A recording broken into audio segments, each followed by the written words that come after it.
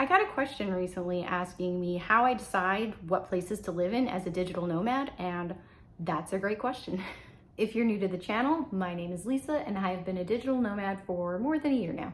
Being a digital nomad is great because you have the flexibility to live anywhere in the world with a decent internet connection and you can move around, but there are some things you should take into consideration when you are selecting where to live. Obviously, this is going to be a very personal decision, but I think the following 6 things are important for anyone to consider when they are choosing either their first or their next place to live as a digital nomad.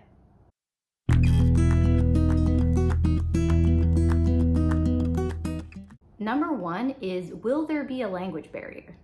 If you want to live somewhere where the primary language is not the same one that you speak, it's not reasonable to expect most locals to be able to communicate with you in that language, even if it is English.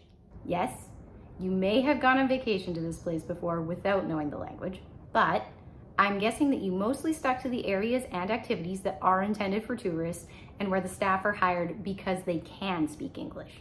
However, that's not the same as living your day-to-day life in another country. You need to at least be able to get through basic tasks such as buying groceries or ordering food in the local language. Now, luckily, if you don't know the local language, you can learn it, and immersion is the fastest way to do so. Duolingo is not going to cut it. I recommend taking classes with a native speaker. I started learning Spanish while I'm still here in Canada because I'm going to be heading to South America this winter. But I personally love learning new languages and how to communicate in them, so it's not frustrating or overwhelming to me. Because I'm still in Canada and full immersion isn't possible, I have been watching TV shows, listening to podcasts, and even playing video games in Spanish to get as much exposure as I can. If I do meet a native Spanish speaker here, then I try to have even a short conversation with them to practice. But if this all sounds like a total nightmare to you, or you don't realistically have time to learn a new language, then I would suggest sticking to the countries or at least the areas where the main language spoken is the same as yours. For example, here in Canada, we have 2 official languages, English and French, but they aren't both spoken widely across the whole country. If you're on the west coast of Canada and you only speak French, it's going to be a little bit difficult because most folks here only have the basics, if that. By that same token, if you're in Quebec and are trying to get by with only English, it's going to be a little bit rough.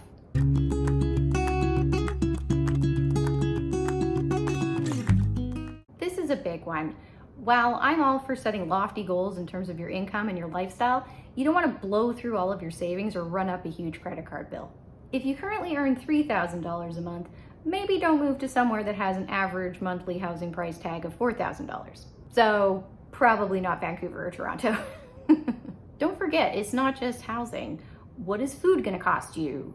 Transportation, mobile data, access to co-working spaces, entertainment, haircuts, other personal maintenance. Do some research into how much these things cost in the area that you want to move to. Also, how much will it cost you to get there from where you currently are? What is a plane ticket and any entry visas going to cost you? In other words, don't forget to factor that in as well. If the place doesn't fit your current budget, you can either work on increasing your income or look for a place that is a better fit for you right now.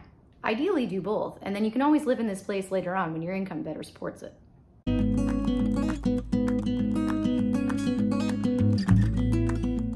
Once you found a country/city that you think would work for you, have a look to make sure that they have short-term rentals. One of my absolute favorite places to live recently banned rentals of less than a year, which was very sad for me, but understandable, and more places are adopting these kinds of rules. I find that a lot of cities don't allow apartment or condo rentals of less than 30 days, which I think is fair, and as a digital nomad, I've never stayed anywhere for less than a month. As a Canadian passport holder, most tourist visas give me 1 to 3 months in a country, which I find to be a good amount of time. If you are using Airbnb for your rentals, I do think hosts tend to prefer longer-term tenants for obvious reasons. But take a look and see what options are out there. You certainly don't have to use Airbnb. There are plenty of ways to go about finding housing. I just like the protection that I get as a renter through them. You can see my video about getting scammed on Airbnb twice if you want to hear more about that.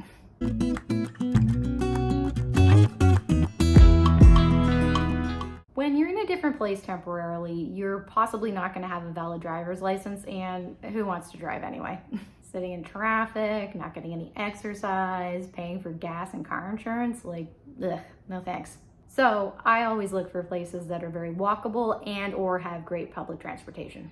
I want to be able to easily get groceries and get to my co-working space without needing a vehicle. This pretty much always lands me in large cities, which I'm fine with. I personally enjoy the convenience of city life. Typically, the only time I ever need to take a taxi or a rideshare is from the airport to my apartment.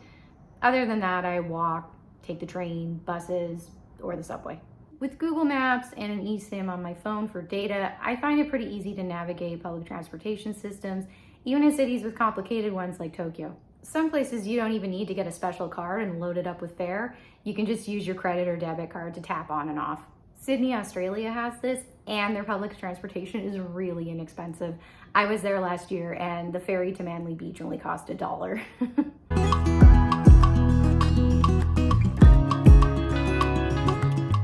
This one might not be a concern if you don't mind working from home all day and you have reliable and fast internet in your accommodations. Personally, I find it best for my mental health and my productivity to keep my workspace and my living space separate.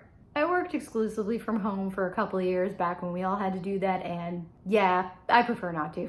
I'm also not a big fan of working from coffee shops if you're gonna sit there all day.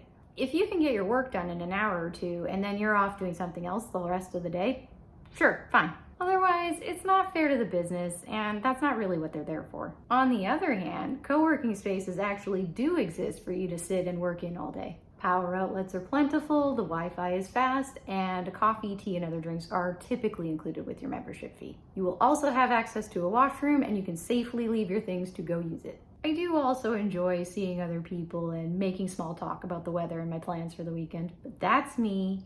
So I do look for a co-working space anywhere that I'm considering living, and then I try to find accommodations that are at least relatively close by. I am currently a member with WeWork and have their global membership, which is very convenient, but I've also used non-WeWork co-working spaces and they've all been great.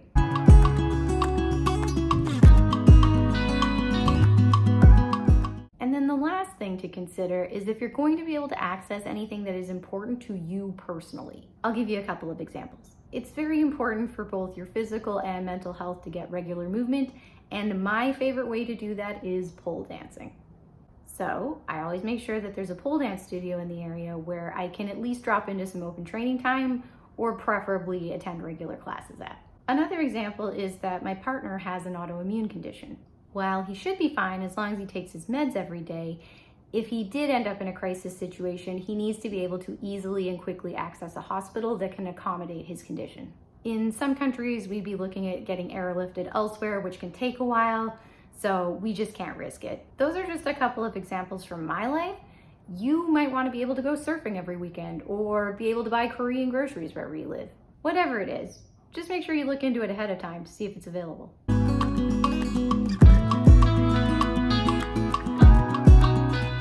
So that's it. As a quick recap, here are the 6 main factors that I look into when I'm deciding where to live as a digital nomad. Number 1, potential language barriers and whether or not I'm willing to put in the work to overcome them. Number 2, the cost of living in the area, including housing, groceries, and all the things. Number 3, availability of short-term rentals. Number 4, walkability and or access to public transportation. Number 5, availability of co-working spaces. And 6, availability of any personal requirements that you might have. If you have any other questions about being a digital nomad, please let me know in the comments below. And if you found this video helpful, I'd really appreciate it if you liked and or subscribed. I hope you have a wonderful day, and I'll see you next time.